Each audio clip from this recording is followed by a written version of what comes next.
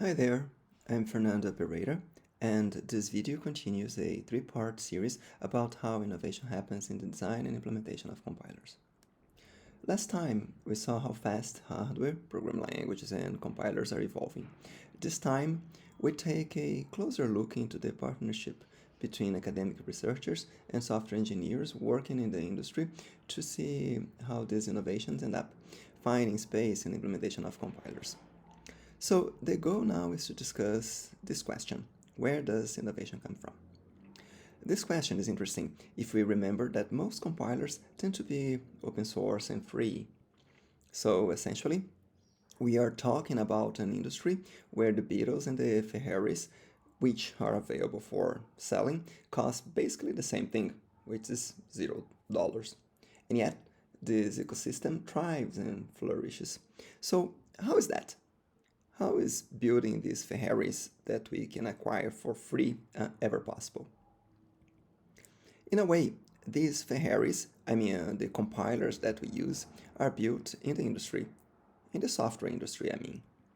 We have lots of examples of popular programming languages developed in the industry, like Fortran, which appeared in IBM, or C++ from Bell Labs, and Rust, which had its origin in Mozilla. But we also have lots of programming languages that were developed in academia, sometimes independently, sometimes in partnership with the industry. LLVM, for instance, is a tool that started in the academia as part of the PhD of Chris Latner. But we also have Scala appearing in the group of Martin Odersky at EPFL, or Haskell, whose most popular implementation is essentially developed at the University of Glasgow. But the fact is that these tools don't exist independently. There's a lot of cooperation and synergy between industry and academia, and we shall talk about this cooperation in this video. The cooperation, of course, goes both sides, but let's start talking about how the academia helps the industry, because LLVM is a successful story in this front. LLVM started as an academic project. It was created as part of Chris Latner's PhD dissertation. At the time, Chris Latner was advised by Professor Vikram Nath from the University of Illinois at Urbana. Vikram already had a history of works within compilers and programming languages. Indeed, the paper that first described LLVM was published in CGO in 2004. That's the International Symposium on Code Generation and Optimization. So the LLVM paper is probably the most cited CGO paper ever in the entire history of the conference. But then, right after he graduated, Chris Latner was hired by Apple to keep working on LLVM actually. And we see the consequences of that move. Today, many programming language tools from Apple rely heavily on LLVM like Swift and LLDB, the debugger. The Xcode itself is heavily built around LLVM, but it's not Apple that controls how LLVM evolves. That's mostly a community effort, which is overseen by the LLVM Foundation. It's the foundation that owns the llvm.org domain, for instance. But the people who contribute to LLVM do not work directly for the foundation. They are not in the foundation's payroll. Instead, there is a kind of division of labor in the open source community regarding how people contribute to LLVM. We have figures like the code owners who determine what gets merged.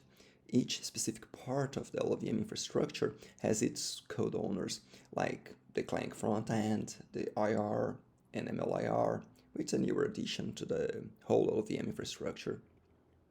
And among these code owners, we find project leads, who are people who got a reputation in the LLVM community. These are the guys who have both the technical skill to judge what are good contributions and the necessary charisma, in a way, to convince people on how the code should evolve. And below all that, we have the contributors themselves, who are the human beings who write and review code. There are a lot of contributors in the LLVM community, each focusing on different aspects of it. For instance, let me explain how the compiler evolves using this example on how the algorithm to build dominator trees was implemented in the compiler. The dominator tree is a data structure built on top of the CFG. The CFG, meaning control flow graph, is the core data structure that represents programs in the LLVM middle N. And then we say that a node U dominates a node V if any path from the start of the CFG to V must pass through U. This relation of dominance and immediate dominance ends up determining a tree. This tree is very useful in many code analysis and compiler optimizations. Originally, LLVM used an algorithm due to Langauer and Tarjan to build dominator trees. This algorithm is very common in compilers.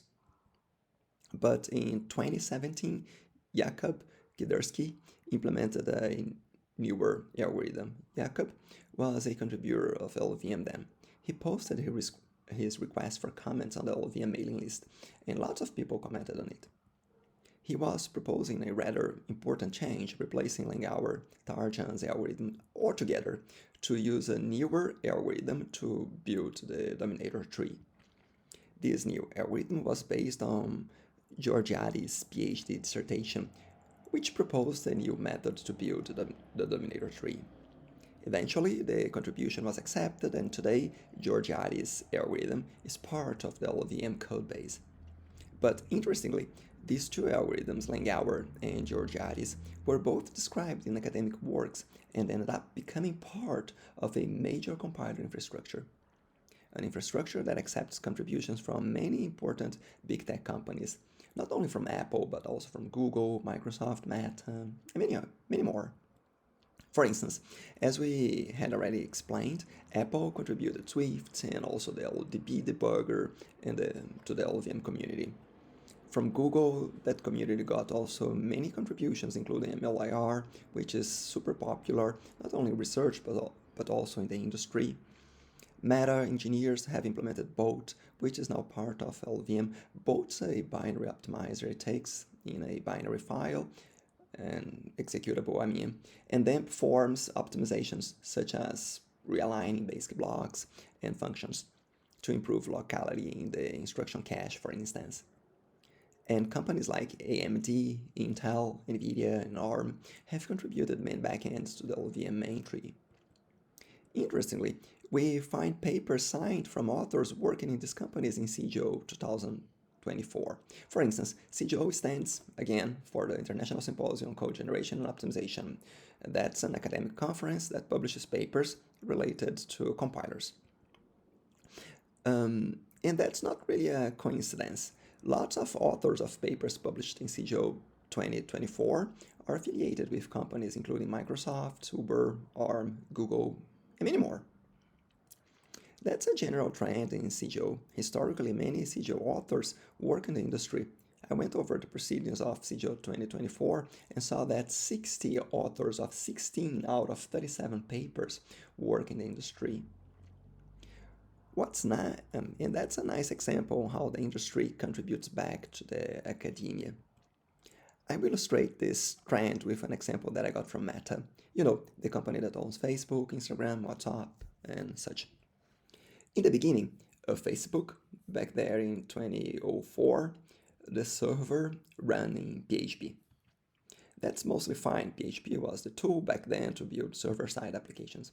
But the thing is that PHP is kind of interpreted. PHP programs would run on the Xand virtual machine. That would not scale to the millions of users that Facebook quickly gained. It would be hard to foresee how fast Facebook would grow from 2004 to, say, 2010. Then around 2008, 10-ish, Facebook engineers created HPHPC, the hip-hop for PHP compiler, which transpiled PHP into C++. The C++ was then compiled with G++, yielding native binaries that run significantly faster. HPHPC brought 2 times plus performance improvements over standard PHP. Then they even published a paper at the time that was published in UPSLA, which is an academic conference organized by ACM. That's an example of the industry contributing to the academia. But the story doesn't really end there. HPHPC got a lot of speed up over Xand. However, it was hard to maintain. Changes in PHP syntax required large compiler adjustments, and C++ code generation wasn't always friendly.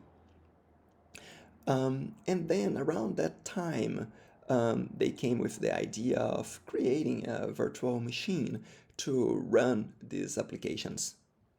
In 2013, Facebook launched HHVM, a just-in-time compilation engine for PHP, that was also published in an academic paper, also in ACM Uppsala, that was published in 2014. HHVM was a virtual machine that included a bytecode interpreter plus a JIT compiler that dynamically compiled PHP into machine code, plus optimizations such as inlining and type specialization. In 2018, Guilherme Ottoni published a paper in PLDI, another ACM conference related to programming languages, describing the just-in-time compiler. Guilherme and Bing Liu published another paper in 2021, this time in CJO, explaining some of the optimizations performed by HHVM. Due to HHVM, performance of the Facebook backend increased more than 70 times due to improvements in just-in-time compilation, static analysis, type profiling, garbage collection, runtime specialization, and things like that. HHVM is still maintained as open source, though mostly used internally by Meta. Guilherme Ottoni, one of the original architects, went on to lead projects like Bolt, a post-link binary optimizer, which is also part of Meta. But what's cool is that in addition to this huge performance boost, the Meta crew published lots of papers telling how they had been able to overcome the limitations of the PHP runtime. These papers now are part of the compiler-related lore and constitute contributions from the industry to the academia. But now a question that we might ask is, why to go over all these troubles to get stuff published? It's not like the engineers from Meta would get a raise if they published papers, so why bother then? Well, for many reasons. Companies like Meta have internal research cultures that support or even encourage publishing. That's good for the company, which becomes more visible among academics. For instance, it's good to hire people with PhDs. PhDs have studied a lot, they know how to deal with problems, and if you publish in academic conferences, PhDs are likely to see your work. That's, of course, good to the community as well. Publishing often coincides with releasing software or infrastructure. For example, HHVM was open sourced, and the Uppsala PLDI papers helped explain its internals. This helps build trust and adoption in the open source community. Besides, many engineers are intrinsically motivated because conferences like PLDI or CJO are very competitive. The papers can advance their careers, especially if they later move to research roles or pursue fellowships. Some engineers even have PhDs or are former academics. For them, writing papers is kind of second nature. Publishing at PLDI or CJO is a badge of honor. These are high-impact venues. Future engineers or even outside researchers can read the papers to understand how and why things were built. And with that, I close this presentation. If you have questions, please feel free to email me. Thank you for your attention.